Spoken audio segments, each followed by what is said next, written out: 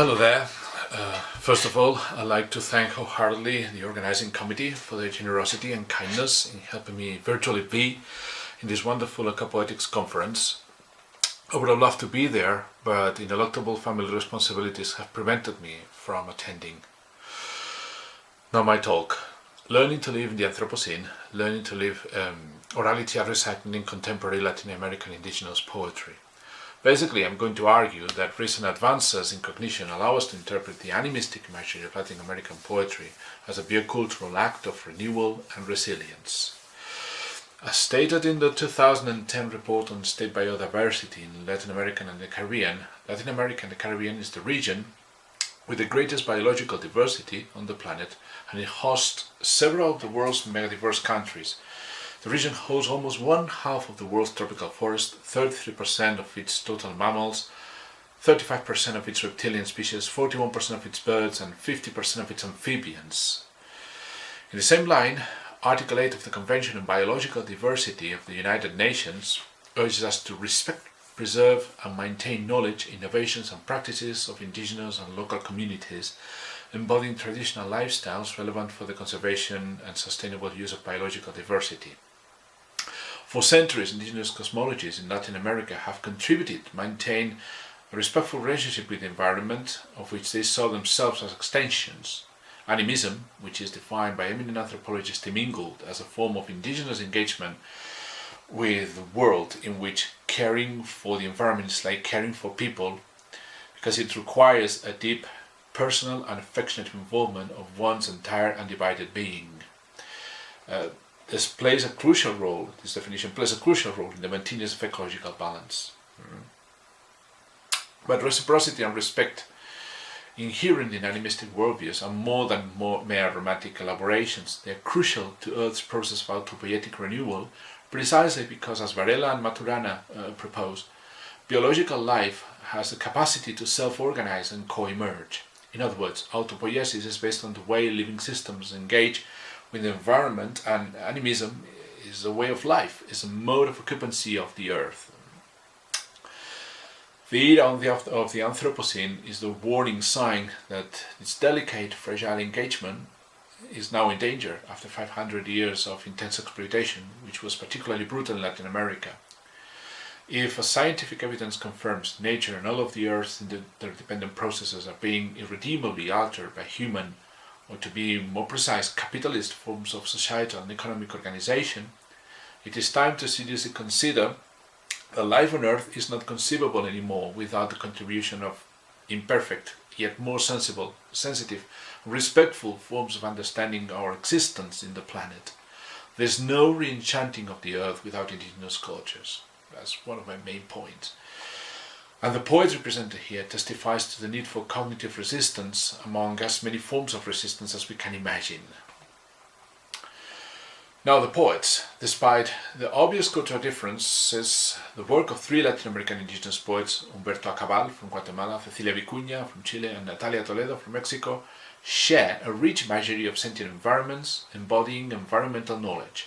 Equally pivotal in their poetry is the common impulse towards the recycling of elements of their storytelling imagery in the written text as a form of cultural memory of their biocultural heritage. As poetic manifestations of those storytelling traditions, their poetry shows a sort of animistic quality, in which elements of the environment appear as extensions of the human body, and human bodies also appear half naturalized. In other words, in these poems, nature is not an external object to be depicted or aestheticized. Rather, the poet presents an empathic bond with the non-human world, in which nature and humans appear as part of an inextricable whole. The importance of bringing this corpus of American indigenous poetry to the fore in this conference, bringing it to the core of ecocritical studies, may be justified by what Professor Stephen White defines as the amnesia towards non-US geographies prevalent, according to White, in the North American ecocritical academia. According to White, this amnesia extends as well to the histories of colonized peoples and the environmental degradation they have suffered as a consequence. However, it is fair to recognize the efforts made by a group of North American ecocritical scholars precisely to redress such imbalance. Adrian Tyler Kane's book The Natural World in Latin American Literatures, Ecocritical Essays on 20th Century Writing, is a brave attempt in that direction. featuring calls by scholars like Johnny Adamson, Lawrence Well, and Ursula Hayes, among others, to expand eco-criticism beyond North America. Now, Cecilia Vicuña was born in Santiago de Chile in 1948, is a Chilean poet, artist, filmmaker, and political activist, very well known, and she locates herself culturally in Andean traditions, particularly in Quechua language. She has written 16 books of poetry on a diverse range of topics like environmental destruction, indigenous worldviews, social justice, language and memory, and in her oral performances, she weaves languages and audiences into new perceptions in connection to the land and the ecological crisis. Although Vicuña's environmental message appeals to universal consciousness, it is often rooted in Mapuche culture, now heavily repressed by the Chilean government. In Word and Thread, one of Vicuña's most celebrated poems, the myth of creation is renewed in every performance as matter and language are rhizomatically recycled or interconnected in an autopoietic fashion, just like the feedback loop of organic and inorganic matter that sustains the natural cycle, just like Mapuche cosmology is based on complex notions of spirits that coexist with humans and animals in the natural world. This fragment reads, "Is the word conducting the thread, or does thread conduct the word making? To speak is to thread, and the thread weaves the world. Isn't the process of ecological recycling a form of weaving or threading the materials of life? And what an animistic re-enchanting of life is to poetically conceive words are pregnant with other words, and that the word and the thread carry us beyond threading and speaking to what unites us, the immortal fiber." The work of Guatemalan poet Humberto Acabal reflects the Quiche Maya cosmovision of which he is a part. He is one of the most widely translated poets writing in an indigenous language in the Americas, and as the entry for Words Without Borders, the webpage, reads, his poetry is read easily in a very deep voice that somehow reminds one of the sound a great tree would make if trees spoke Quiche. In Born on the Skin of the Earth, Acabal and nature are so enmeshed, so woven with each other, that they become extensions of each other. And this fragment reads, "Our ancestors prayed in the language of our roots, my mother singing in the language of trees, the language that tinged my blood and colored my skin. I learned to speak water, and air gave me breath." As extensions of each other, in this poem, nature, songs of trees, literally runs through the poet's body, becoming his blood and pigmentation, just as the air fills his lungs with oxygen in a process that may very well resemble that of autopoiesis, that is, the ability of organisms to self-produce by engaging with the domains in which they operate. In this sense, autopoiesis seems to echo indigenous circular conceptions of life, in that the poet imagines himself as part of a circular process of renewal. Indeed, poet and nature are coupled into each other in a process of biophysical coevolution, in which matter, the trees, air, the earth, is transformed into life of the poet, and conversely, life is transformed back into matter when the poet dies.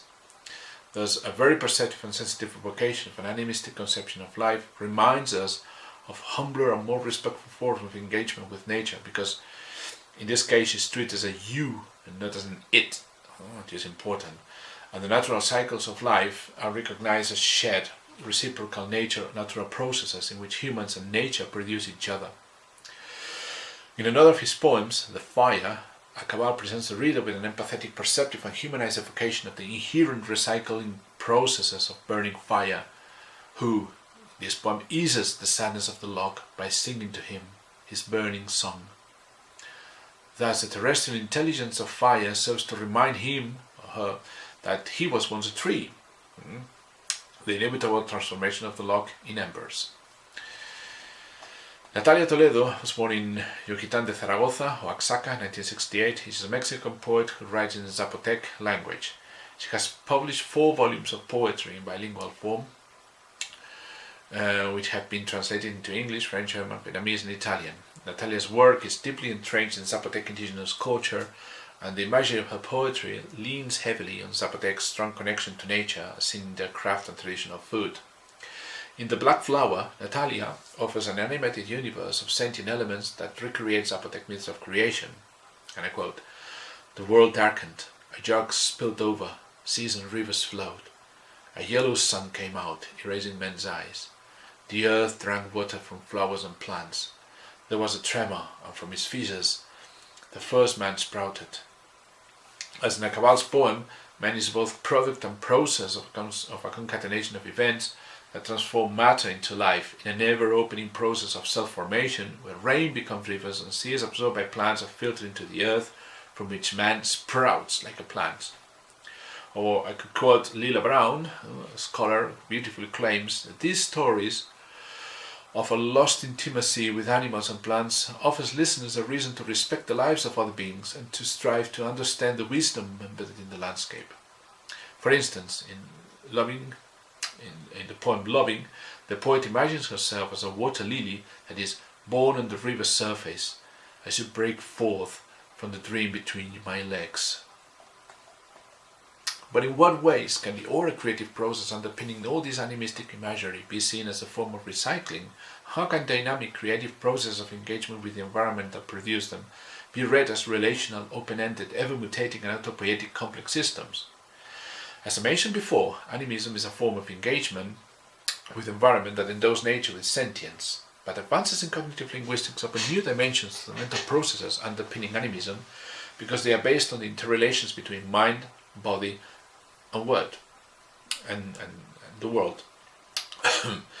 An embodied epistemology that also underpins indigenous epistemologies. Particularly, it is possible to understand animism as a cognitive process called conceptual blending, whereby the properties of various fields or domains are mapped onto each other, creating a new hybrid entity.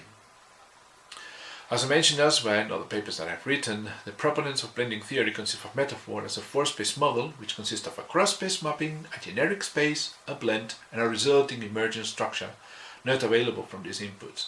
This four-space model explains the reader's intuitions and thus requires their participation in the reading task. In other words, conceptual blending is like metaphor, explains metaphor as a cognitive process. The properties of two or more elements are held together to produce a new emerging entity.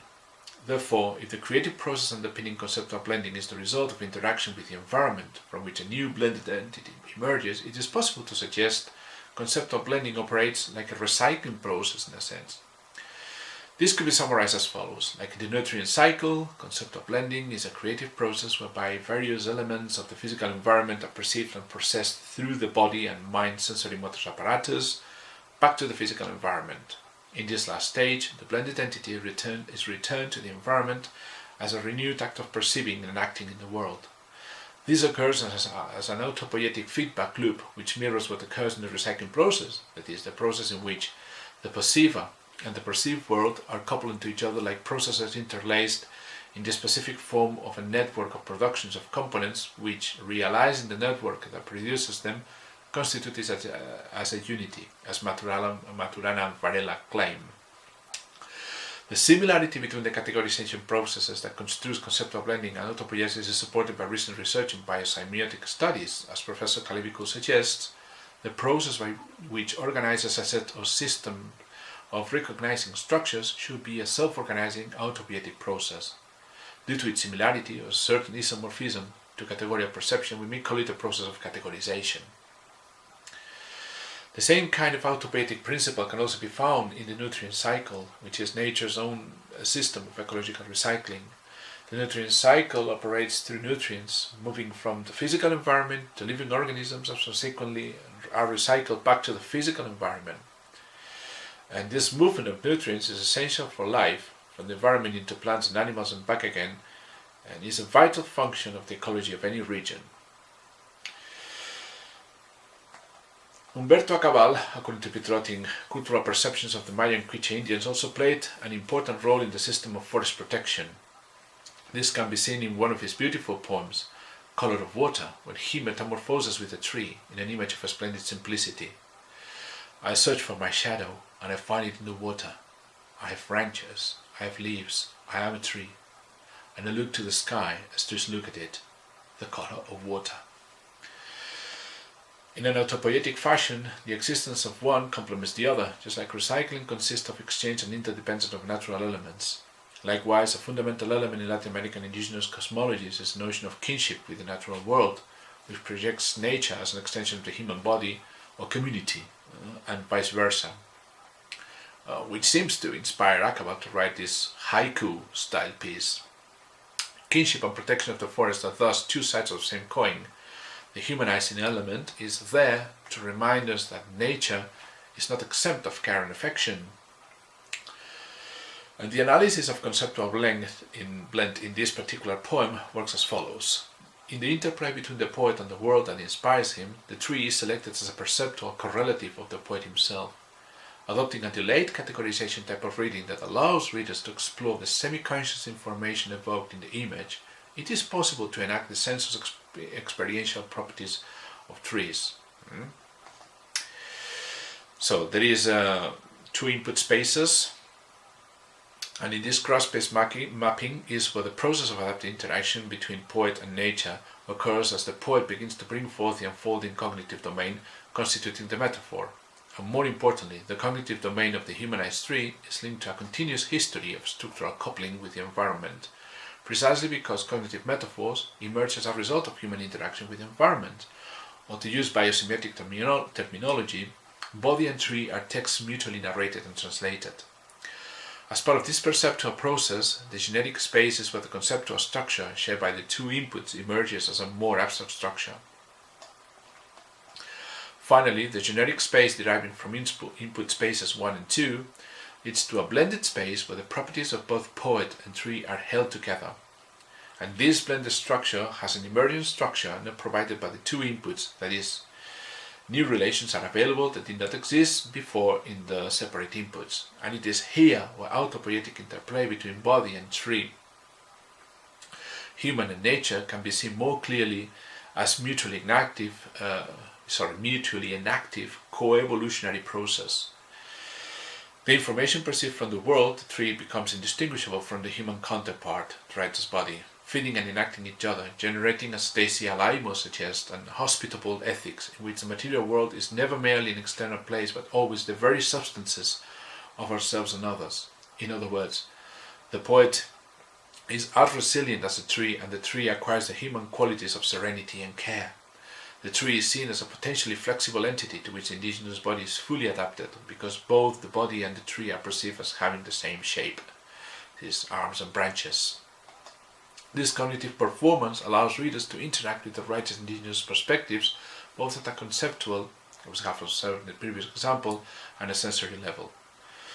For instance, the properties of both the tree and the poet are also derived from the sensuous qualities. Tactile experience of trees might reveal the ingredients common to both trees and humans. Both trees and humans are experienced as strong and resilient, but also as protective, because they provide shelter and shade.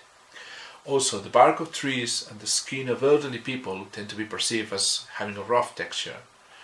Rough texture in skin and bark is the result of aging and exposure to emotional and physical conditions. Similarly, comforting family bonds tend to be perceived as calmness, and calmness is bodily warmth because the correlation between the loving embrace of our parents and the comforting bodily warmth that accompanies it is perceived as relaxing and tranquilizing. Like in a recycling process, mind and matter, poet and tree, become organisms embedded in each other's construction in a process of constant renewal and regeneration. To conclude, I'll say that the biocentric sensitivity shaping the poetic fragments analysed in this talk testifies to the need of indigenous inclusiveness and recognition, especially in Latin America, where this consciousness is gaining force after centuries of oppression, utter discrimination, and blatant racism that continues to this day.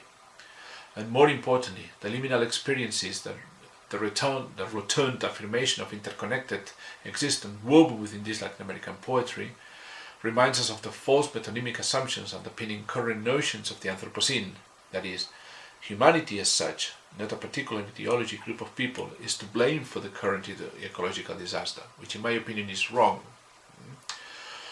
Whilst it is undeniable that all humans, indigenous and non-indigenous, have altered and shaped the environment to make it habitable, not all of them have done so in the destructive scale of Western civilization and its driving economic force, capitalism.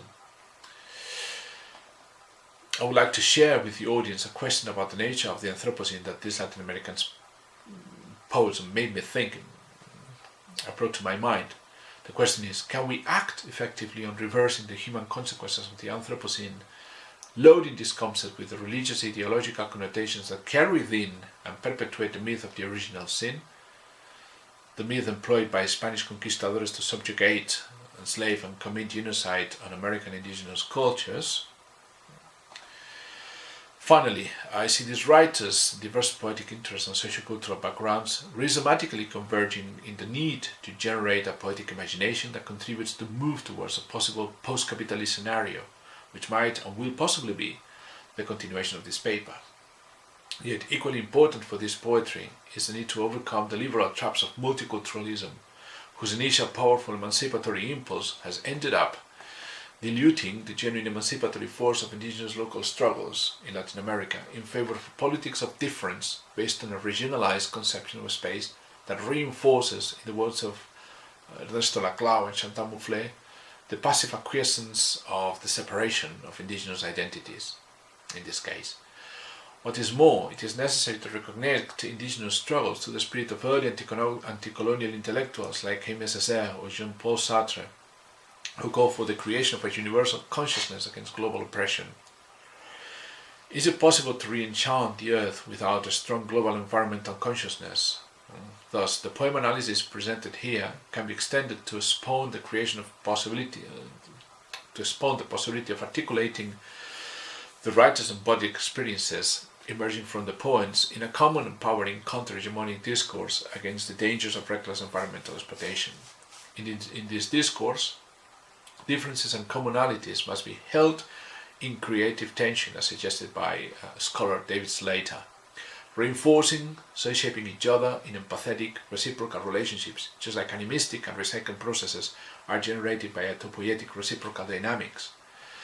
These narrative encounters between human and non-human actors generate, in the words of Serenella Jovino, new creative attitudes and political projects that, Alaimo Dixit, resist the ideological forces of disconnection, something crucial for human and non-human projects of survival in the Anthropocene. And this is the end of my talk. Thank you very much. Thank you for the organizers, and bye-bye.